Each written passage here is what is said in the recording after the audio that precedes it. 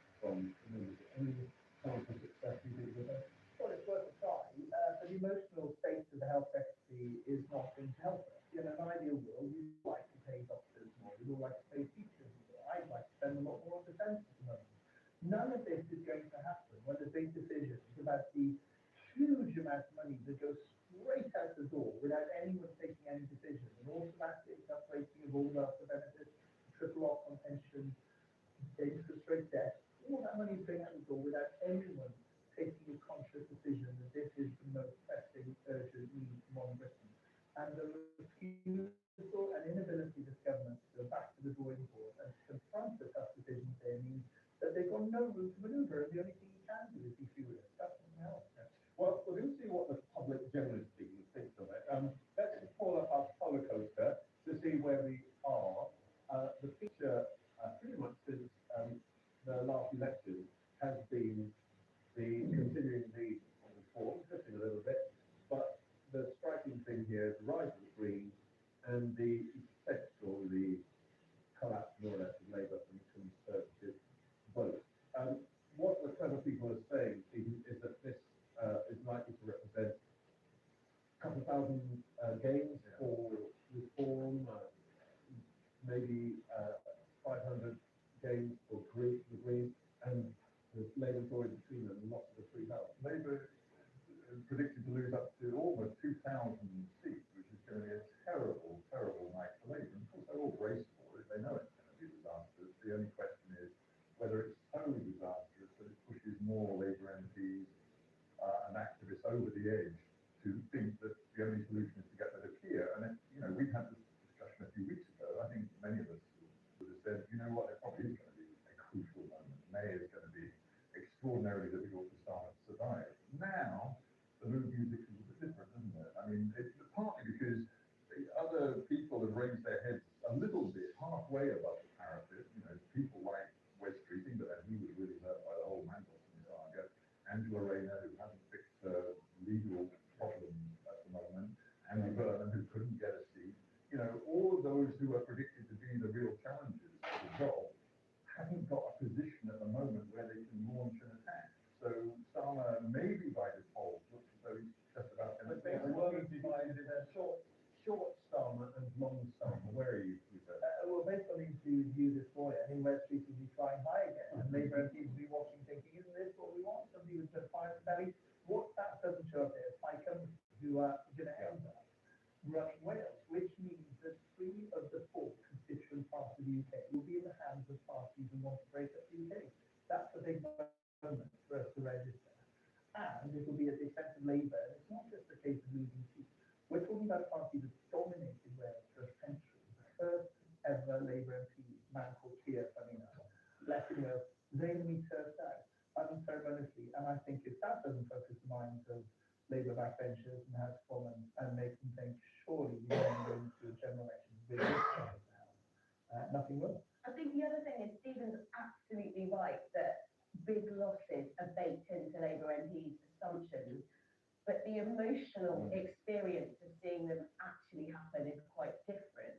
And so I tend to think that on balance, the Labour Party is notoriously slow to act in terms of getting rid of leaders who are real millstones around the neck of the party electorally. And there is no question that that is what Keir Starmer is. But I think it takes a lot for Labour MPs to move. But potentially that emotional feeling about that they will have. I mean, let's be clear, we're going to see lots of councils in Labour at very Labour in some parts of the country. That is, you can know that rationally that's going to happen. When it actually happens, it's a big deal for Labour MPs representing those areas. What about the idea that, serious times for serious politicians on the international stage, and as we established at the very top of this programme, the sign at the moment that the US-Israel-Iran war is going to come to an early conclusion. I mean, certainly, while there is a fragile ceasefire, the long-term prospects don't look great. And, people around Starmer are saying, oh, Keir's having a good war, and that matters. And, the British public do need to know that there is somebody in number 10 who has an authority and a gravitas on the world stage. So, in a way, there'll be an interesting interplay between the local and the domestic, which will come to fore, of course, on May 7th, May 8th. But if there's still a war raging which is crippling the world economy, is that something that actually Starmer can use? I mean, potentially, but I think, and you're absolutely right, that is the pitch. People making to the party. I think the problem is that as the conflict goes on longer as well, it's economic costs and pain for the government, and that will filter through into Keir Starmer's personal ratings, into the Labour Party's ratings. I think Labour could still go down if there's months of economic pain, if energy bills are going up. The government of the day is going to get punished for that. So it could also lead to a sense of momentum in the Labour Party that something's going to change. I think you have to have. And I don't think he's having a good war. I think he's been indecisive from the start. So he's now trying to retrofit the idea that he was methodical about spotting the carnage and not getting involved. What he did initially was basically stop the Americans using their own bases. That was kind of mad. Not that the RAF should go in and bomb Iran, because the deprive the US of access to their own bases was a bad one. But on the economic front, big decisions on energy still, again, being bottled because you can't decide whether it's with Rachel Reed or with Ed Miliband. Right, well, we've got 3.5 weeks before that happens. During the next few weeks, we will be having representatives from Lib Dems, Greens, Plaid, and SNP on the show. So join us for all of that. We'll be back next week at 8:30 in the morning. Thanks very much for being with us.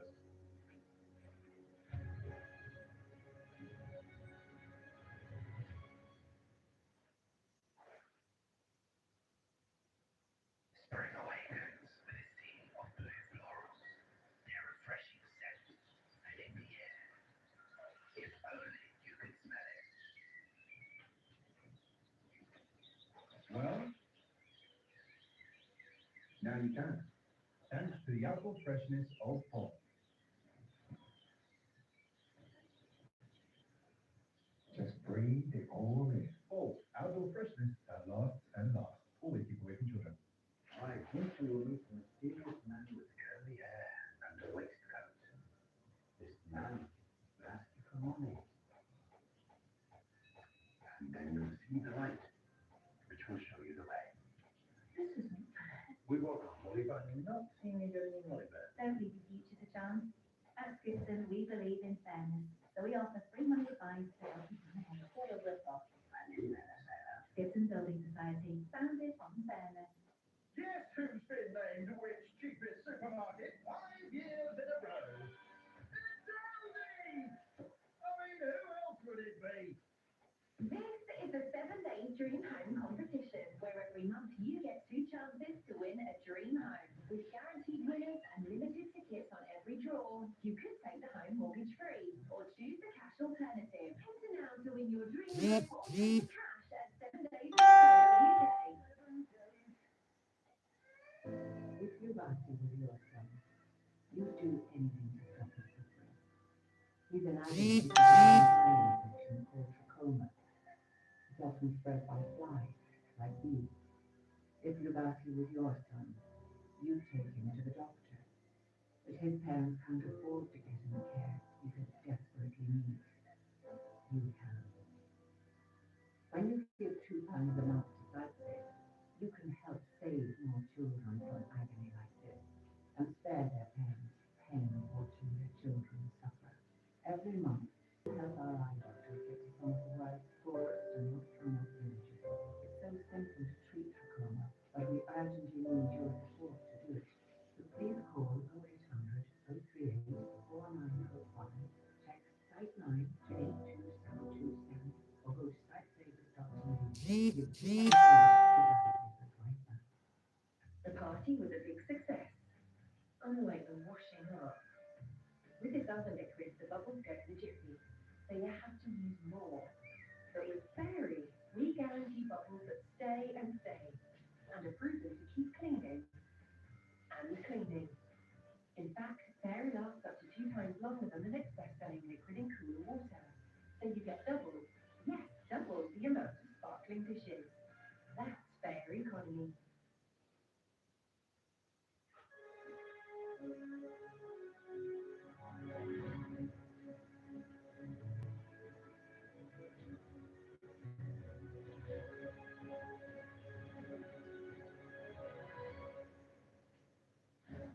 This is stunning today. It's 10 o'clock for headlines.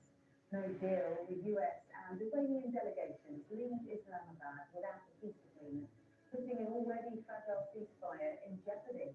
We need to see an affirmative commitment that they will not seek a nuclear weapon, and they will not seek the tools that would enable them to quickly achieve a nuclear weapon.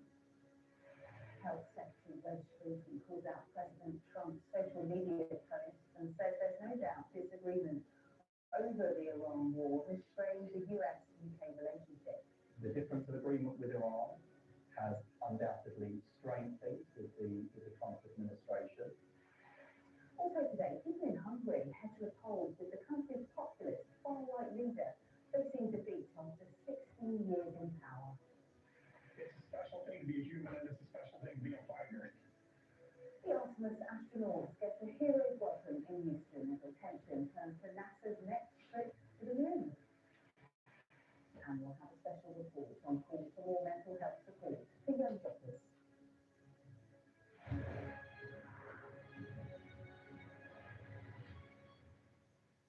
Hello, good morning. After a marathon, 21 hours peace talks between the US and Iran have ended without a deal.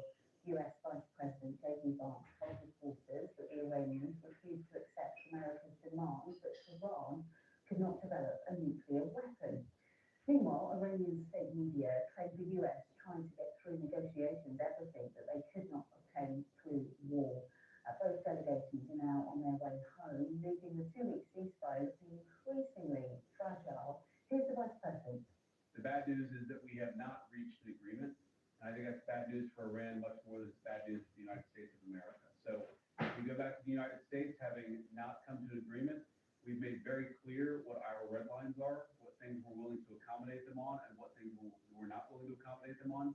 And we made that as clear as we possibly could. And they have chosen not to accept our terms. We need to see an affirmative commitment that they will not seek a nuclear weapon, and they will not seek the tools that would enable them to quickly achieve a nuclear weapon. That is the core goal of the President of the United States, and that's what we've tried to achieve through these negotiations. Again, their nuclear program, such as it is, the enrichment facilities that they had before, they've been destroyed. But the simple question is, do we see a fundamental commitment of will for the Iranians not to develop a nuclear weapon, not just now, not just 2 years from now, but for the long term? We haven't seen that yet. We hope we will. We're talking to the president consistently. I don't know how many times we talked to him, a half dozen times, a dozen times over the past 21 hours. We obviously also talked to Admiral Cooper, to Pete, to Marco, to the entire national security team, Dr. Scotland a number of times. So look, we were constantly in communication with the team because we were negotiating in good faith. And we leave here with a very simple proposal, a method of understanding that is our final and best offer. Let's speak more on this with our International Affairs Editor, Dominic Westall, who joins us from Islamabad. Help us understand, Dominic, what broke down during these talks, and I suppose what happens next. Yeah, well, I think, it's been raised yesterday because all these talks go on well into the night. 20, at least 21 hours of talks, very high-level talks. First time an American vice president sat down and talked face-to-face with Iranians since the 17th, and there was clearly an effort to try and bridge a very big gap between the two sides. But in the end, it wasn't enough. Or the Pakistani mediators were insisting the ceasefire period's not over. There's still room and time for more meetings. But I think everyone's really sort of been fooled by J.D. Vance saying it was fundamentally about the nuclear issue. That obviously sounds good to go on a plane and go back to America, sounding like he's been firm on the nuclear issue. But that issue really was the discussion further down the line. The fundamental issue really was the Strait of Hormuz yesterday, and Iran's control of that. And that is an issue that wasn't on the table back in February when talks seemed to be going quite well in Geneva. There was a lot of sort of optimism around them, and then they were effectively scuppered by the Americans and the Israelis launching a war on Iran. Well, that war has not been able to achieve America's fundamental aims, which is getting that highly enriched uranium, getting a commitment that the Iranians won't try and build a nuclear bomb, something they deny anyway. But it's added another issue to be resolved, and that is it's given the Iranians this control of the Strait of Hormuz. And that's something that Ismail Baghai, the Iranian foreign minister who was in the delegation, highlighted, as you might expect, because it's a card that the Iranians felt gave them the upper hand in these negotiations. And I think that's one of the reasons these talks